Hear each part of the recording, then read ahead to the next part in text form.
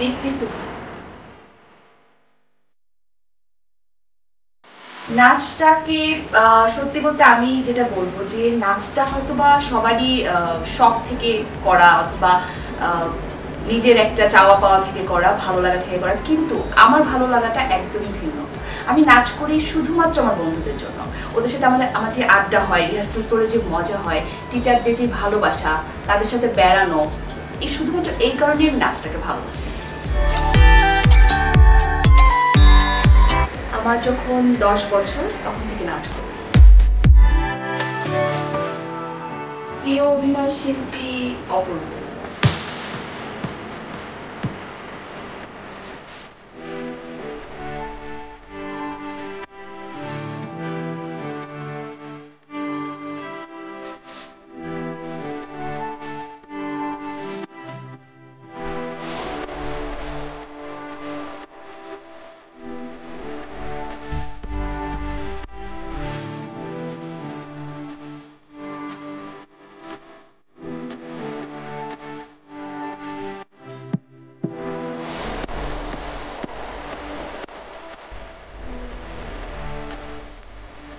প্রিয় পোশাক শাড়ি ভালো লাগে, কিন্তু শাড়ির পাশাপাশি আমার কামিজটাকেও আমার অনেক বেশি ভালো লাগে। এই দুইটা জিনিসই আমার খুব প্রিয়।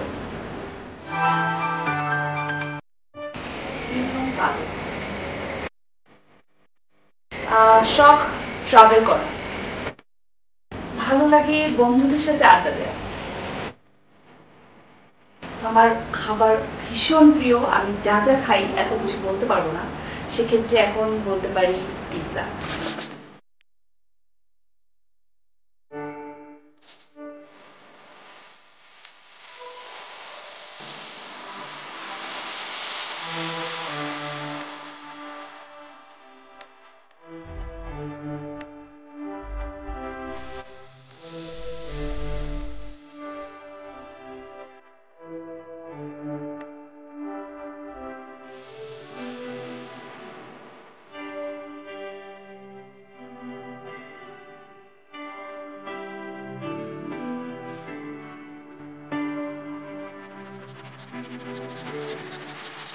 পছন্দের বেড়ানোর জায়গা, আমার সমুদ্র দেখতে ভীষণ ভালো।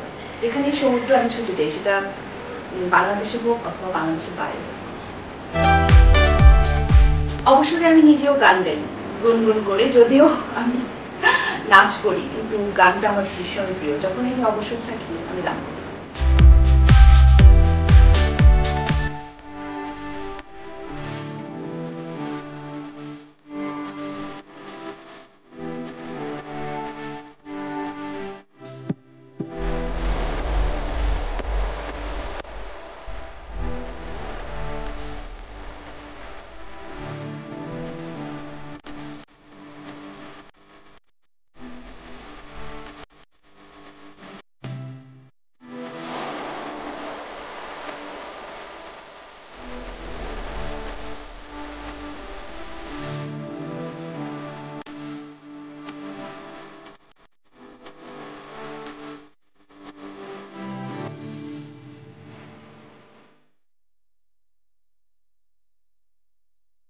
আম, খারাপ লাগে যখন কেউ আমার পেছনে অনেক বেশি আমাকে নিয়ে সমালোচনা করে, যেটা ঠিক না আমার মনে হয়, সেটা যদি আমি শুনতে পারি তখন আমার খারাপ লাগে।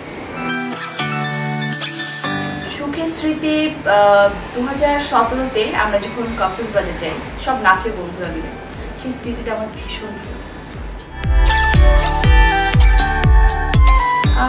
আমার আসলে নিজের দুঃখের ওরকম কোনো স্মৃতি নেই, কিন্তু আমি মানুষের দুঃখে অনেক বেশি দুঃখ পাই। মানে আমার আশেপাশে যারাই আছে, অথবা অনেক গরিব মানুষ আছে আমার, যাদেরকে আমি মাঝে মাঝে চেষ্টা করি, সহজে পারি না সবাইকে হেল্প করার, কিন্তু তারা যখন দুঃখ পায় সেই দুঃখটাতে আমি মনে হয় অনেক বেশি দুঃখ পাই, আমি ইমোশনাল হয়ে যাই। আমার হাতে খড়ি লিখন রায় স্যার, নাদিয়া আহমেদও আমার টিচার আমি মনে করি। আর তারপর যার হাতটি আমার মাথায় ছিল, যার জন্য আমি এখন পর্যন্ত অনেক ভালো নাচি, তার নাম হচ্ছে কবিরুল ইসলাম রতন।